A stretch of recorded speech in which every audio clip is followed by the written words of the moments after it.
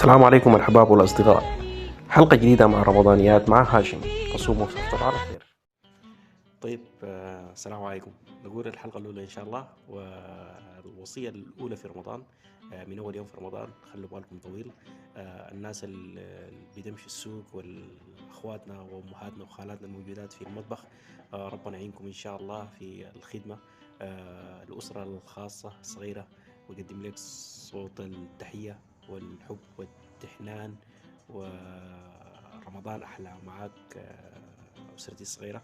كل سنة وأنت طيبة. باقي الأصحاب كلهم كل عام وأنتم بخير. أنا سعيد جدا والله أطلع عليكم السنة دي بشكل مختلف. من زمان كان عندي رغبة إنه يعني الظهور على الأشخاص الآخرين وتقديم رسائل إيجابية من طريق صفحتي. فأنا شاكر لكم جدا. رمضان كريم وتصوم تفطر على خير، ونقول واحد رمضان انتهى، ربنا يتقبل منا وفضل 29 يوم إن شاء الله. سلام.